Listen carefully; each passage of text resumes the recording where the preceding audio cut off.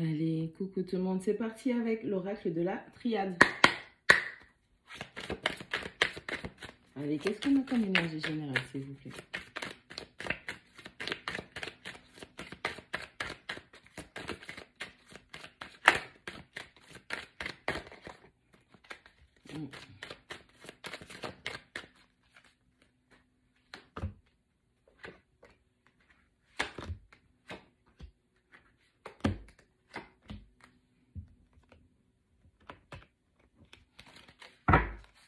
Allez, on parle avec la numéro 56 du frère. On parle d'un lien d'âme qui est très fort.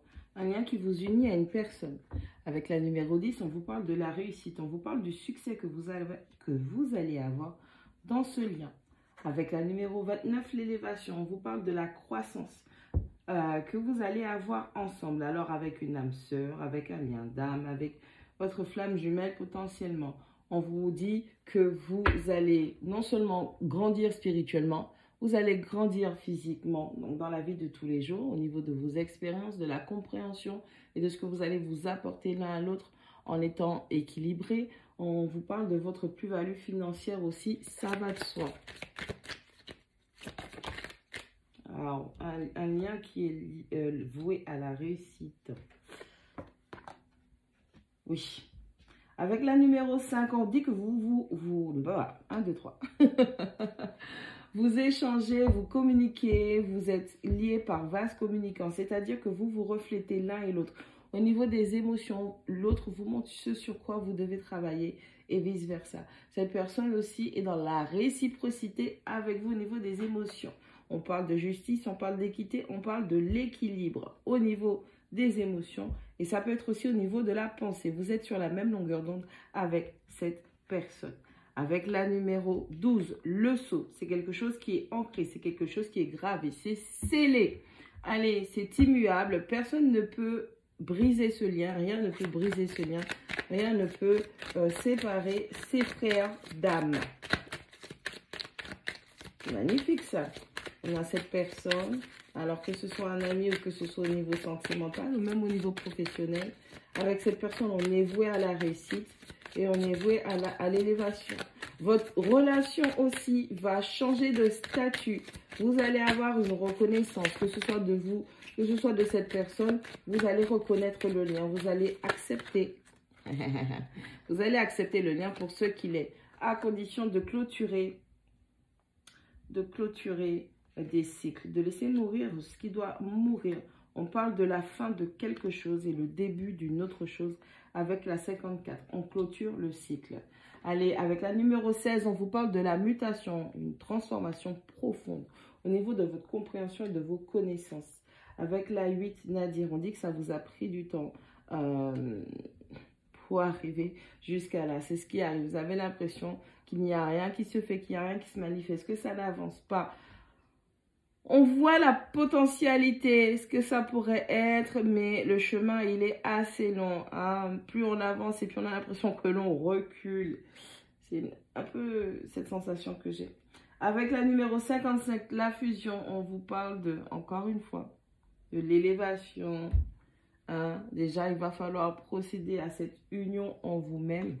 Parce qu'il va falloir faire des choix pour avancer dans cette relation, dans ce lien d'âme. Avec la numéro 22, les choix. Allez, on est face au boss ultime, entre guillemets. On est face à cette personne où on est dans cette situation, dans ce lien où on nous demande de nous dépouiller de pas mal de choses. On était basé sur les acquis. Et là, aujourd'hui, il faut faire le nécessaire et c'est quelque chose qui est assez compliqué. Allez, on a ce frère avec lequel on communique par vase communicant, on agit en effet miroir. Et ce sont des choses qui nous transforment. Cette personne nous aide à nous transformer au plus profond de nous. On a cette personne qui nous permet de changer au plus profond de soi, ok ?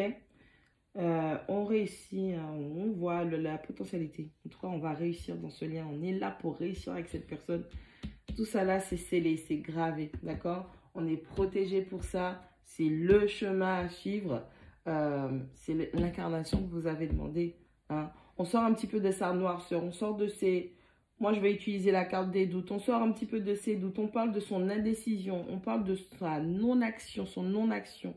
On se dirige, hein, on voit bien que on sort de cette torpeur, de cette noirceur et on se dirige sur son chemin.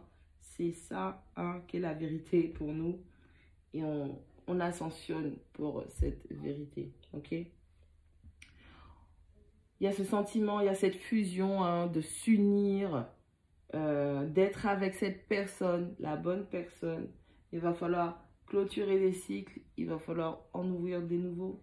Il va falloir laisser mourir ce qui doit mourir pour pouvoir renaître, naître, prendre un nouveau départ et on va avoir une certaine élévation. On a vraiment... Alors, on a travaillé, on a déjà eu des avancements dans son parcours personnel, des réalisations, des compréhensions. On a eu aussi des élévations et des réussites, on a des échecs, on a des morts, on a tout ça personnellement. Mais depuis que ce lien, cette personne particulière est rentrée dans votre vie, il y a énormément de transformations à faire.